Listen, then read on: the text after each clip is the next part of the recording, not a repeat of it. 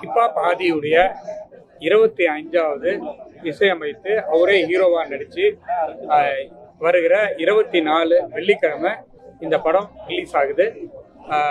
எல்லாரும் குடும்பத்தோட வந்து பார்க்க வேண்டிய படம். ஒரு நல்ல கருத்தம் இருக்கிற படம். வேல்ஸ் பிலிம் இன்டர்நேஷனல்ல ஒரு நல்ல படம் ரிலீஸ் ஆகுதுன்ற ஒரு சந்தோஷத்துல நான் இருக்கேன். சார், இப்ப நிறைய ஹீரோக்களை நீங்க வந்து உருவாக்கி விட்டு இருக்கீங்க. அவங்க வளர்ந்து வர்றதுக்கான வாய்ப்பும் அமையும்.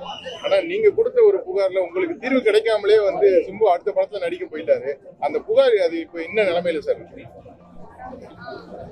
நடிகர் சங்கத்துல ப்ரொடியூசர் கவுன்சில்ல கொடுத்துருக்கோம். அது சுமூகமா பேசிட்டு இருக்கோம். உங்களுக்கு ஒத்துழைப்பு தரப்படலை அப்படின்னு இல்ல கேக்குற தீர்வு கிடைக்கலங்கிறது இல்ல அது கிடைச்சிடும். அதே மாதிரி இனிமே அவர் இந்த படத்துல தக்லைஃப் படத்துல நடிக்க கூடாது அப்படின்ற மாதிரி நீங்க ஒரு புகார் வச்சிருந்ததாவும் நிறைய பேர் சொல்லிட்டு இருந்தாங்க. சோ அதனாலதான் இல்ல அந்த மாதிரி நடிக்க கூடாதுன்னா சொல்ல, ஷூட்டிங் நடந்துட்டு தான் இருக்கு. நமக்கு ஒரு படம் நடிச்சு குடிச்சுட்டு போகணும்னு சொல்லிருக்கோம். அவ்வளவுதான். அவங்களும் படம் பண்ணி தரேன்னு சொல்லியிருக்காங்க. ஒன்றும் பிரச்சனை இல்லை. இந்த பிரச்சனை சுமூகமா முடிவு. கடைசியா எப்ப சார் பேச்சுவார்த்தை நடத்துறீங்க? அவர் கூட சிம்பு கூட கடைசியா எப்ப பேச்சுவார்த்தை நடத்துறீங்க? அவர் மறுபடியும் ஒரு படம் பண்ணி தரதுக்கு அவர் ஓகே சொல்லியிருக்காரா? இல்ல பண்ணிடுவாங்க. ப்ரொடியூசர் கவுன்சில்ல பேசி சரி 10-5 படம் பண்ணணும்.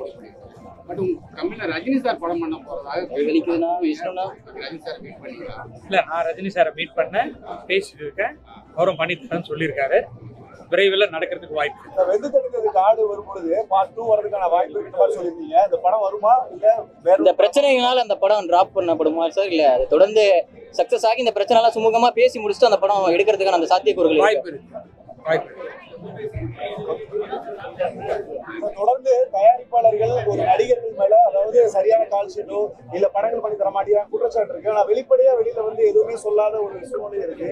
என்ன காரணம் அதுக்கு அப்படின்றதுல எல்லாருமே அந்த மாதிரி இல்லைங்க. நிறைய பேர் நல்லா பண்ணிட்டு இருக்காங்க. பயங்கரமா ஒத்துழைப்பு கொடுத்துட்டு இருக்காங்க.